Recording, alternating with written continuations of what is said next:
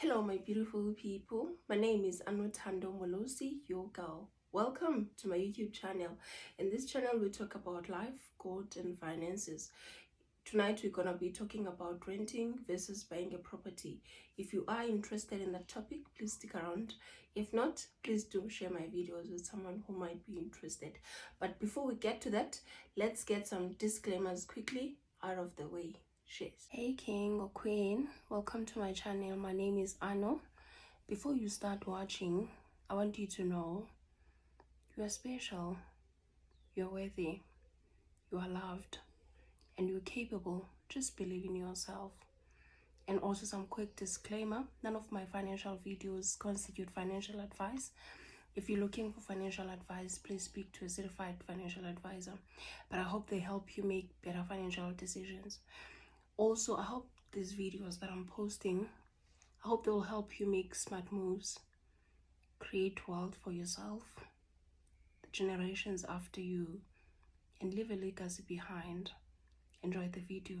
Cheers. Okay, like I said, today's topic is about renting versus buying a property. But before we get to that, I just want to say that there's no right or wrong. Life is about choices. If you prefer to buy, then go for it. If you prefer to rent, then just go for it. But I do just want to talk about few things in differentiating between renting and buying a property. I would assume that buying a property would be a problem for a person who is perhaps in bad finances, someone who made a lot of bad financial decisions, who are then now hindering that person from acquiring a property of their own. The bad decisions might not necessarily be things that a person knew of, or the person was aware of. It might be because of lack of knowledge. And I know for some people there's this thing, I think it's debt consolidation. There are those funny companies that do that, and they trap a lot of people into that because they don't tell them the consequences of those things. That maybe a person is in debt, and then these people are coming around and they look like they're going to rescue you, and then they lock you into some, maybe, I don't know how those contracts durations are drafted, but I think some are even 20 years. So you locked up into this. These people combined all your debt, and now you are locked up into this thing. You can't buy anything. And some of the people get into those things unaware. I feel for them, but yeah. So it might be one of the reasons that a person had a lot of debt and they can't afford to buy a house, even if they can afford in terms of the cash flow, but in terms of the credit, checks and everything, then they look like people who can't pay. So those things can force a person to go and rent, if they do get a rental property. Secondly, I would say when a person is not a permanent employee, someone who's in a temporal contract or something, obviously that person would not want to take a risk. And also I think the banks, they check that, and sometimes you become a risk if you're in contract, because they don't know if you're going to have money after that to be able to pay the property after the employment contract has ended, because there's no guarantee that you will get the permanent employment.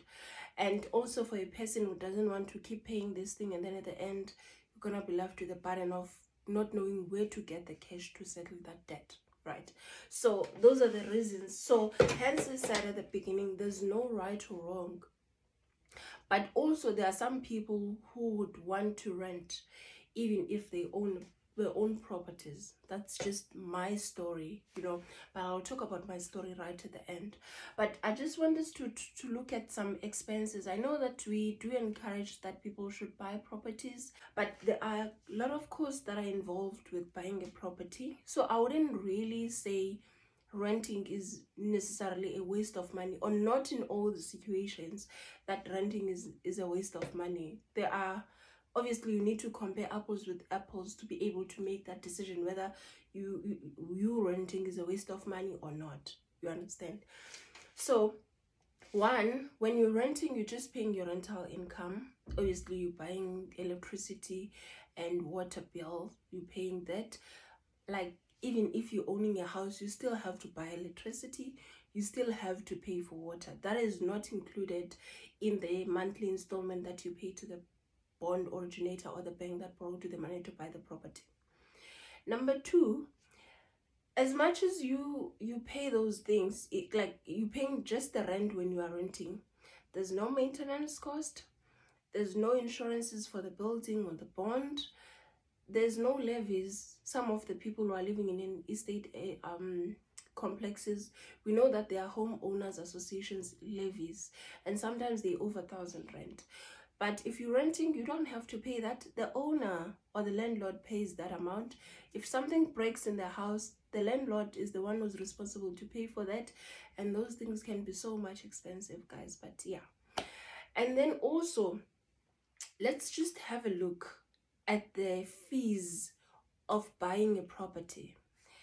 One, even before you get to the levies, you get to the bond, insurances and all that. One, if that property that you're buying was owned by someone, you have to pay transfer fees. Those are the lawyer fees, and sometimes they go up to 24,000 or more, depending on the value of the property that you're buying. You have to pay registration fees because that property has to be registered in your name. You have to pay for the bond insurance fees sometimes, because in case you pass away or something happens to you, you can't have an employment or something, then that your bond is settled, or else the bank will repossess the house, then you have nothing. And then you have to look at the building insurance, the structure that you're buying, it has to be insured. The banks, they want you to do that. And then we have to look at the levies that I spoke about. We have to look at the municipal rates that you don't pay if you're renting. All of these monies that I've counted, you don't pay if you're renting someone else's property. And sometimes you don't get to rent the same amount that you were to pay when you were buying a property. So those are the costs that you eliminate by renting, right? If you have to. So I don't want the people who are renting to feel bad. At the same time, I don't want the people who are buying the properties to feel bad. So that's why I had that. But then also I just wanted to say, just look at your affordability. Like if you have a lot of debt, that by you adding a property, your property will just be a burden, because you'll be you're living with like such a life where you don't have enough money because you so pressed that you need to buy the house now. Because the thing is, if you have a lot of debt, that you can use that money that you're going to buy a property with, including the additional cost that I spoke about, besides the actual just the installment amount, then you might maybe look at smashing those debts and they're out of the way. And by the time you get to the time where you buy your own property, then it's just a smooth process and you get to your home or to your house peacefully. You don't have to like suffer. You don't have to feel like your property is a burden now because you're paying for this property. Now you can't afford certain things. You understand? So I would say look into that. If you can manage to rent, obviously taking other things like safety into consideration, if you can be able to rent at a lower amount that you were going to pay in a bond or when you were owning a house, but a secured place, I would say, because there's no use that you go and rent in a place that is unsafe and that is like too bad for you and for your children. If you have children, that it's not a good environment for them to grow into, then I wouldn't advise that. But if you can get a secured place, a right neighborhood where your children don't have to be influenced by bad things, or you don't have to be scared every time when you walk around the streets or something, then do go for the renting option, I would say. And then use that money to smash all the debt that you have, and you get to your house and you're debt free with other small and things, and then you are peaceful. Also, I would say I would advise someone to rent if they have a better investment portfolio. That will give them, when you're comparing those calculations of having a home that you're paying with a bond and also investing in that, if the returns on the investment are much higher than the returns that you might get on the bond should you sell it, or should you finish paying your house. So I would say rather do the investment maybe until a bit later, and then you can actually buy the property that you like, and perhaps you can buy it like cash. You don't have to involve the banks and all the other things. So I would say that. And then lastly, let's get to my story. I do own a house, but every now and then I get people who are so concerned and worried that I'm renting, but I have a house and I'm not staying in my house, and but guys, for me, I think renting at this moment is a better option, because one, I stay in the neighborhood that I like, and I pay the same amount that I would pay if I was staying in my own house. So what's the point? Yes, I like the neighborhood where my house is, but I like this one more. So that, like, there's no additional amount. I think for me, as long as there's no additional amount that I'm paying by staying where I'm staying currently as compared to if I was staying to my house, then I'm not losing anything. But if I were to, I do get their concern, but if I were to be staying here while my house is there, someone else is living in it, then me staying here means that I have to add more money.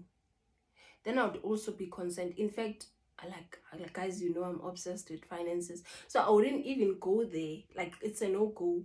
My place is secured, and my house is like secured as well. There's security and all that, so I would definitely live in my house.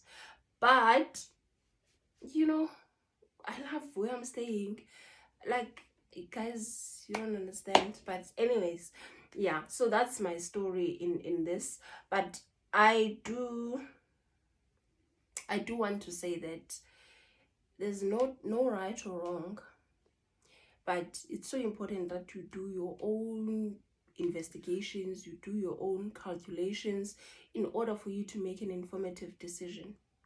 But I wish you all the best. I know buying a property is sometimes also tiring, because it takes a couple of months, and to sell it's also another burden. But yeah, all those stresses are sometimes worthwhile. But if you're renting, don't feel bad. That's what I came here to say. And also, if you're owning a property, don't feel bad. Life is about choices, guys. There's no formula, so whatever works for you, that's great. So cheers, my people. Until next time, don't forget to do the right thing. Hit that subscribe button now, and if you have more insights or more info on renting versus buying, please do share with us in the comments. We would like to hear your side of the story. Thanks.